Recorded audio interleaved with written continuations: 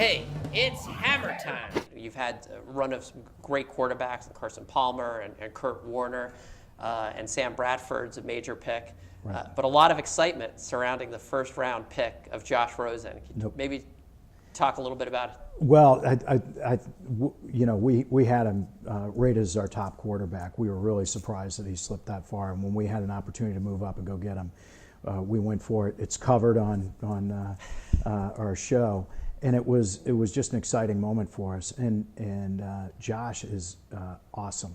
He's awesome. I can't wait for our fans to get to know him better, to get to know Coach Wilkes better. Coach Wilkes is unbelievable. So we really beefed up our offensive line to make sure that we could not only run the ball and take some pressure off the quarterbacks, but also protect our quarterbacks. Larry Fitzgerald, he's got to go down as one of the, if not the best wide receiver, I mean, one of the all-time great players in the league. There's no doubt. I mean, obviously Jerry Rice, his statistics are off the charts, but when you think about a complete player, Larry Fitzgerald, I'd make the argument. Look, he's won the Rooney Sportsmanship Award, the Walter Payton Man of the Year Award. He has done so many great things in the community that even we don't know about. The things we know about are far beyond what any Cardinal player has done in our history. He is just an amazing person on the field and off the field. We've been blessed to have him. He has just done a great job, and he is a humble guy. He's super humble. He wrote a piece for Sports Illustrated about Senator John McCain, where I'm not afraid to admit I was in tears. It was one of the most beautiful pieces that I've read. He loves Senator McCain. He is. I think Senator McCain's made an impact on everybody's lives, but they have a special bond, and I know that Larry has a tremendous amount of respect for Senator McCain. So I'd say in the last 4 or 5 years, one of my favorite shows, All or Nothing. Right. Talk a little bit. I mean, that was just so well done, and I think it shed accurately such a good light on the organization. Well, it's not dissimilar from what we're doing this year in the 2018 off season. We're doing a show on our website and on Facebook Live called Flight Plan, Cardinals Flight Plan.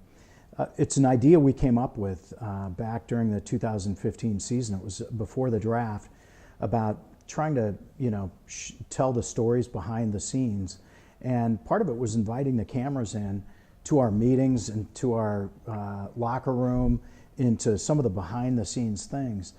Starting off with the draft, when we drafted David Johnson, and just some of the great stuff. And so we brought the idea to NFL Films.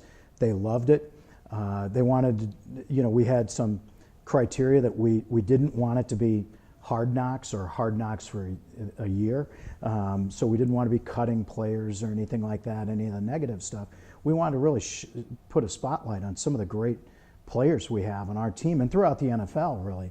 And I think, with a distribution partner like Amazon, and Amazon Video distributed all around the world. It was in multiple languages.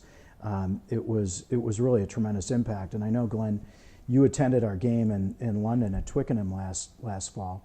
The stadium, and this was rare, in fact, I don't think it had really happened to this degree before, was mostly full with Cardinals fans, even though we were the visiting team. The Rams were the home team.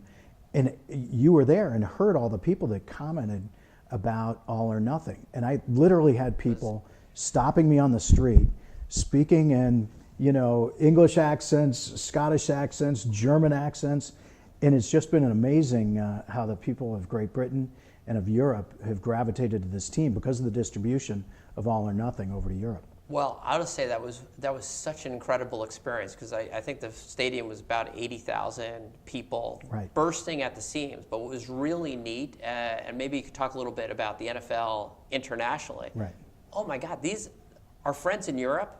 They are sports fans, and it wasn't just England. They were coming from they were coming from Germany. They were coming from all over Europe. Right. And the NFL now, I believe, We have offices over there, yeah. And so we're doing.